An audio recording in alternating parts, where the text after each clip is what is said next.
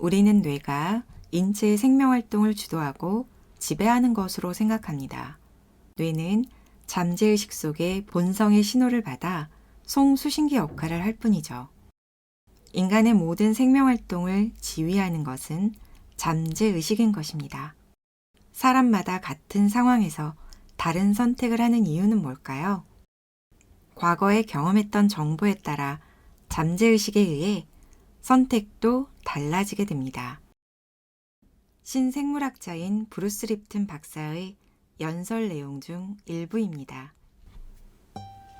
우리의 인생은 잠재의식의 행동으로 나타난 결과라고 합니다.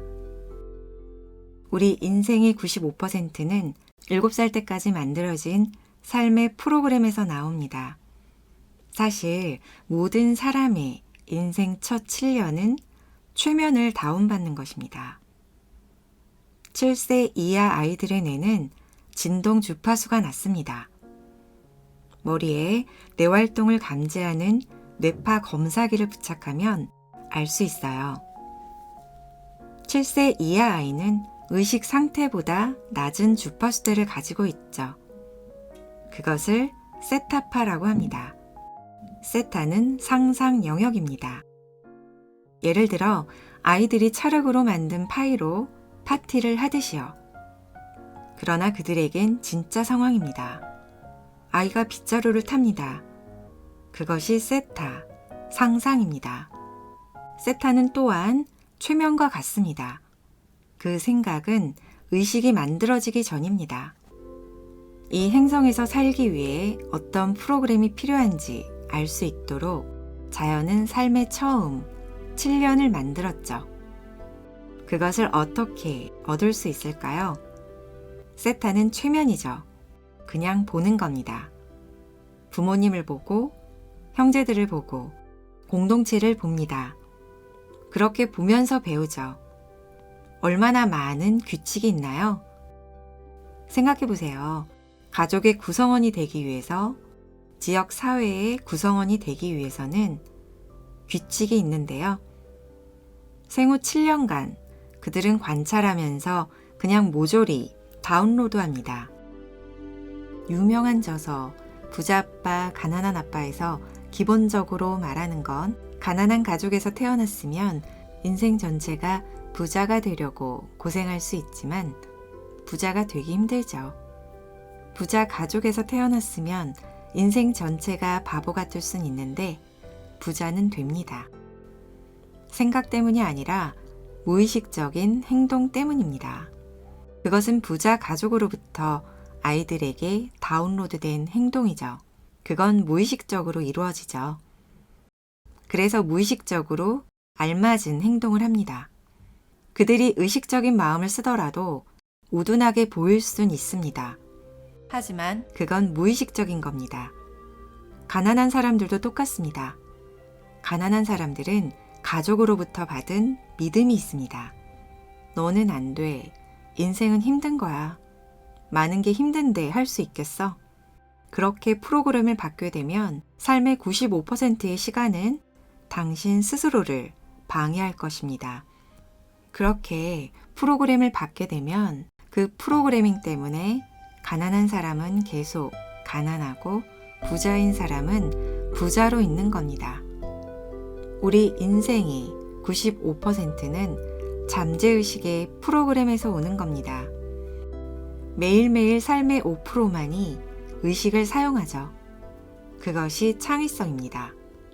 첫 7년은 프로그래밍 되는 기간이고 그 이유는 그 프로그램대로 흘러갑니다.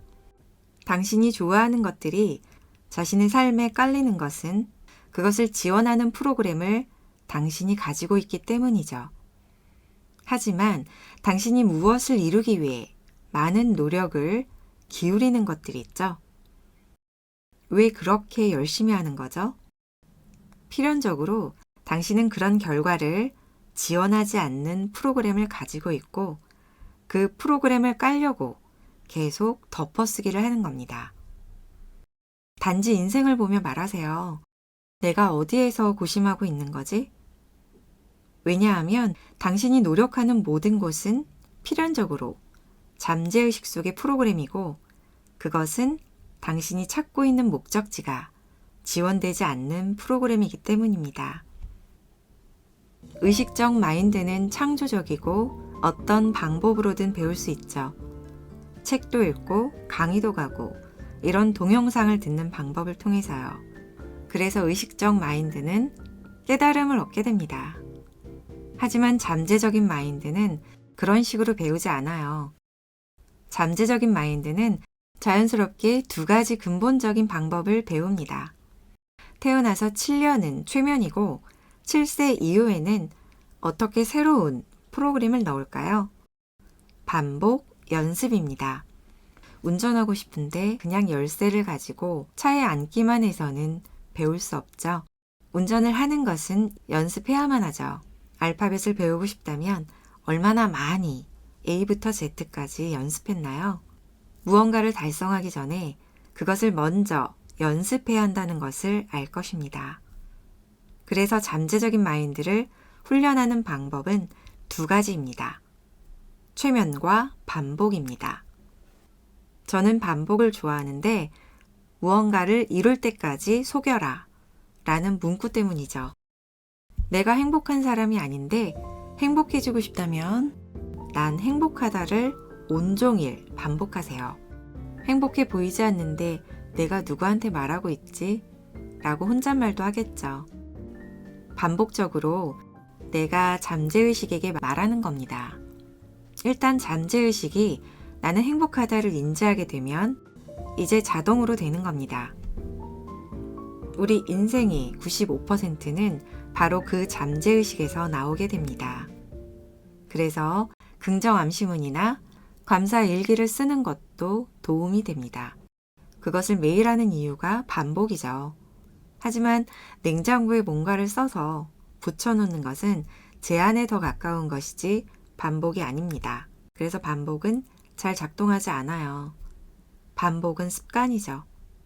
습관을 만드는 겁니다. 그래서 뭔가를 해야 합니다. 종교적인 것처럼요. 계속해서 반복하는 겁니다.